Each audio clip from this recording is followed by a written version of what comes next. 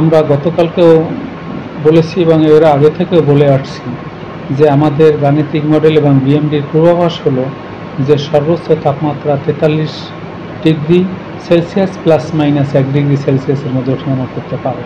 সুতরাং আমাদের উত্তপ্ত অঞ্চল হলো যশোর, কুষ্টিয়া, চুয়াডাঙ্গা, রাজশাহী, নওগাঁ, পাশাপাশি ফরিদপুর, রাজবাড়ী, গোপালগঞ্জ এইসব অঞ্চল উত্তপ্ত। সুতরাং এইসব অঞ্চলের তাপমাত্রা 40 থেকে কোনো কোনো ক্ষেত্রে 43। মাসটা সারা মাস জুড়েই তাপপ্রবাহের ব্যতিক্রম ছিল। এটা গত 76 বছরের রেকর্ড। তবে এর আগে 2010 সালে রাজশাহীতে টানা 20 দিন তাপপ্রবাহ অব্যাহত ছিল। 1992 সালে এপ্রিল মাসেই 30 দিন পর্যন্ত তাপপ্রবাহ অব্যাহত ছিল, কিন্তু তা কয়েকটি জেলায় ছিল। সকল বাংলাদেশকে এইভাবে এরিয়া কভারেজ হিসেবে এত বিস্তৃত ছিল না।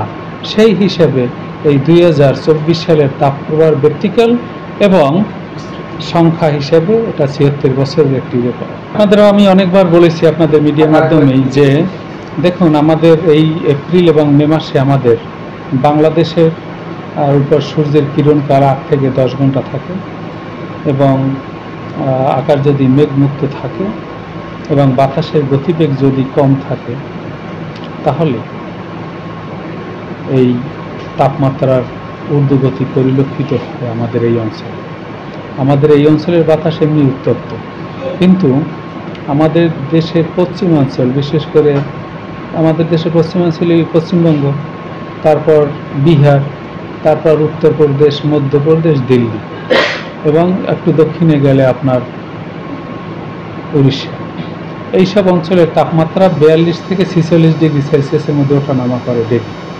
সুতরাং বাংলাদেশের চেয়ে আমাদের পশ্চিমাঞ্চলের তাপমাত্রা একটু বেশি। সুতরাং পশ্চিমাঞ্চল থেকে উত্তপ্ত লু হাওয়া চুয়াডাঙ্গা, যশোর, কুষ্টিয়া, রাজশাহী, নওগাঁ এইসব অঞ্চল দিয়ে গেটওয়ে হয়ে বাংলাদেশের অভ্যন্তরে প্রবেশ করে। বাংলাদেশের তাপমাত্রা এমনি উষ্ণ, উত্তপ্ত, তার সাথে আরও উত্তপ্ত বাতাস সংমিশ্রণ হওয়ার সুযোগ সৃষ্টি হয়। একে আমরা বলি টেম্পারেচার অ্যাডভেকশন, অর্থাৎ বায়ু অত্যাধিক তাপমাত্রার বাতাস আমাদের বাংলাদেশে প্রবেশ করে এবং বাংলাদেশের তাপমাত্রাকে আরও উত্তপ্ত করে তোলে। সেই জন্য আমাদের দেশের পশ্চিমাঞ্চল তুলনামূলকভাবে আমাদের দেশের পূর্বাঞ্চলের চেয়ে কিছুটা উষ্ণ এবং ওখানে গরম একটু বেশি করে।